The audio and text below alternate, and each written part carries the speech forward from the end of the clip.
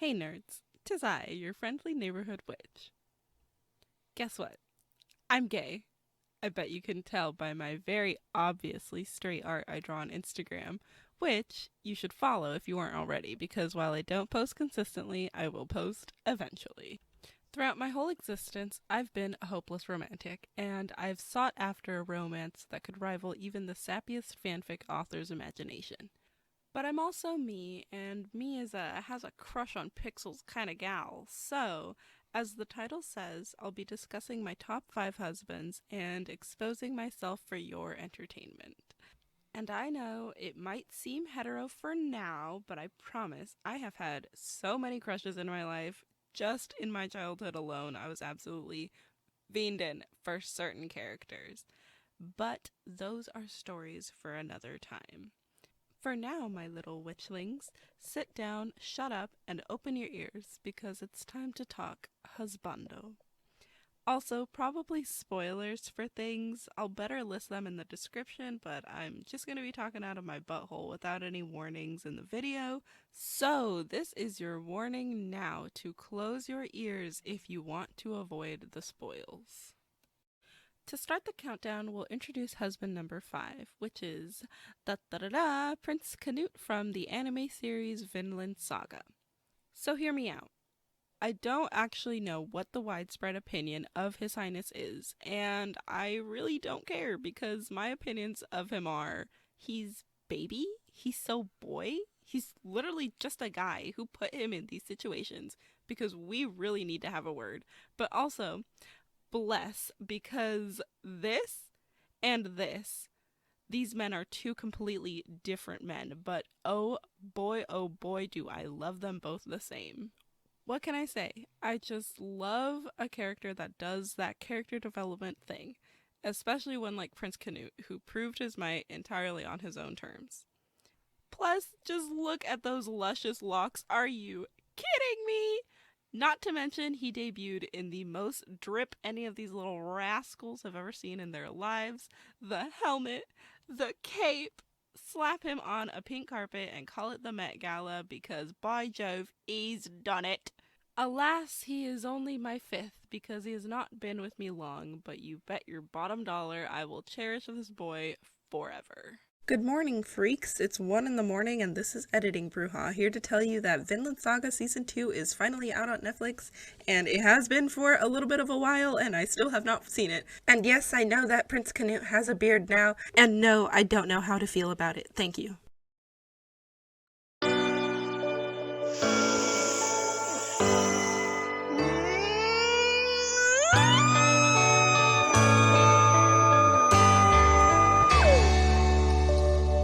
I'm never finishing Demon Slayer, I swear, because I can't just move on.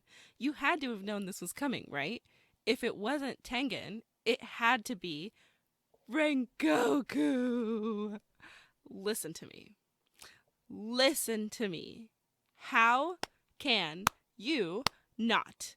He's so beautiful. And he's fire chicken. I would live, breathe, and rot for this man. He appeared on screen and it was an instantaneous arrow, not even to the heart, through my very soul. And then he and they you can't tell me you don't love him. I won't believe you. And he's just such a dad. He's just such a dad guy, just a father figure to these little scamps. Ugh, I love them. All of us were robbed, and it's all this stupid idiot's fault, and he's not even as iconic as Michael Jackson. Shut up. If I look at him too long, I'll start to cry. Ugh, pero sí que es. My sweet little baby, sunshine, seashell, glimmer of hopes and dreams. Armin McFrickin Arlert, the light of my life, husband number 3, and the boy of Attack on Titan, as officially stated by me right now. Thank you very much. Now, I've been an Armin stan since the old 13 when Attack on Titan first graced us with its glory. And since then, I've been heeding the call to join the Arm & Hammer cranky crew, and I'm just so happy to see him so loved on. In a nutshell, he's devastatingly smart and cunning, so emotional and sensitive and vulnerable all at the same time, and I just can't get enough of it. I love me a smart man, but especially when their actions are then questioned into spurring guilt-fueled reality checks in which they have to come to terms with the consequences of how their own morals, ethics, and hubris affects their decision making, and whether it's then truly selfless or not, and ultimately what that ends up meaning for them. Ugh, I love that. And honestly, Erwin was kind of winning in that corner for a long time, but dang if I don't love a cutie with a bowl cut. Not to mention season 4. Yeah. I mean, come on. I think the evidence speaks for itself, right? And to be honest, between Rengoku and Armin, it was almost a toss-up for the 3rd and 4th spots because I really do love them equally. But Armin's been with me longer, so ultimately that's where the penny landed. Now, this next bit is directed at the two of you who I know are watching this and are sick and tired of me in real life because you have your opinions of this boy, and I know he's not your favorite of my husbands, and I know you think he's a little bit of a scary beanie baby, and I'm sure there will be a few others who will agree with that sentiment. However, I don't want to hear it. Just look at him. He's a baby and a boy and a blue little baby boy. Just look at him. Listen, if you've seen any of the playthroughs or you've played through the game yourself, you know Sal Fisher is a blueberry. He's just a diamond in the rough, and he sparkles and shines like no other. He's just a sweet skater boy and a friend and a guy and a buddy and a sweetheart, you know? And I would build him a pillow fort and tuck him inside and make him some warm soup, probably. And I just love him. He fills me with homesickness. I'd give anything to make this boy's life easier, or at the very least, give him like a hug or something, because he's wanted and cared for by me. Not to freaking mention, the fan art of him is just a treasure trove of absolute gold. He's gorgeous. He was wronged and hurt, and the universe betrayed him, and no one freaking touch me because he deserves so much more than everything that happened to him, and that is the hill that I am dying on, because this guy deserves to be tucked in bed at night, and I don't want to hear anything otherwise from anyone ever. And honestly, if we're really being transparent here, we sure stay enjoying our masked characters around these parts.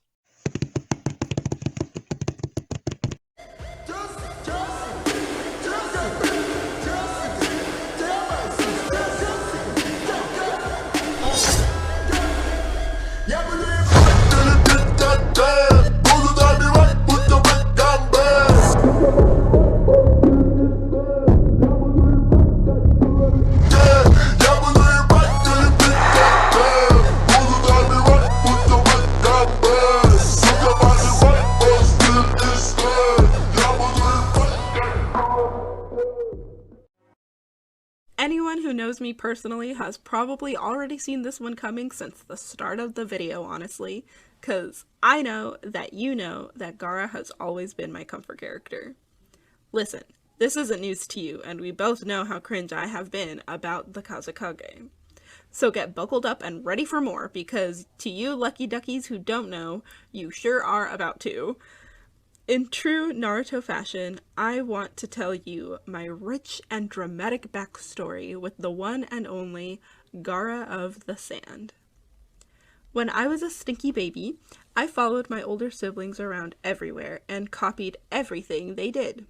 My brother, being an excellent role model in my opinion, let me in on the cool kids anime, like Bleach, Transformers, and you guessed it, Naruto, and thus the weeaboo bloodline continues. He introduced me to the fascinating world of AMVs via this video of clips of Gaara's life to the song Pain by 3 Days Grace. This right here was the moment I decided, screw these real people wackos, I'm all about blurry pixels. And then I forgot all about him and all my interests for like 3 years. That is, until middle school, when I suddenly remembered, and I returned to the long, filler-filled journey that is watching Naruto. And a switch flipped. The cringe switch. My brain revolved around him as though he was the sun at the center of the solar system. And it was awesome, and we should let kids be weird, and that goes for you kids too, you rascals. Among the other interests I remembered was the animated band Gorillaz. It was maybe a couple years prior to Gaara that I first listened to Feel Good Inc. And if you know, you know. But if you don't, yes you do. You can kind of make an assumption about my personality. And pardon my drama, but here is when my life turned into the shape of the letter G and I felt at home cradled in the hands of my comfort characters. And yeah, I was the weird quiet girl that everyone knew drew anime characters all the time and wrote fanfic, and I owned it. I was cringe and I'm proud. At least my dumb little fanfics were grammatically correct. Gaara was the foundation for years of fictional crushes, but no one could ever outrank him. He was the inspiration for art, outfits, interior design. I have merch. I want more. He's been my wallpaper so many times. What? You see this? You see him? That was Baby Bruja. You hear how wacko quacko she sounded? It's very much a big deal, obviously. But yeah, he's number one always. And if anyone asks me that he died, I'm gonna put you on the roof. He's alive and well, and he's as smart and handsome as ever. Leave his cow-licked hair alone, please. This video's question for the comments is, who are your fictional crushes? Leave a comment down below with your answer. Thanks for listening to me rant about lines for the past 10 minutes. And we've come to the end of that. Trust me, when I say I've had bunches of crushes in my life, these 5 don't even begin to scrape the mountaintop. So that's just your warning to know that this is definitely not going to be the last video you'll see of this topic. Till then, let me know what you think of these characters yourself. Unless you don't like them, then I don't want to hear it. Also, quick little footnote here, I'm gonna try some experimental video things in the future, so keep an eye out for that, maybe? Also, I don't know if you've noticed the illustrious and luxurious quality of this microphone, but this is a new feature, and I'm really liking it. I'm really digging it. I can finally stand the sound of my voice. This has been your friendly neighborhood witch. Thank you. Smell you later.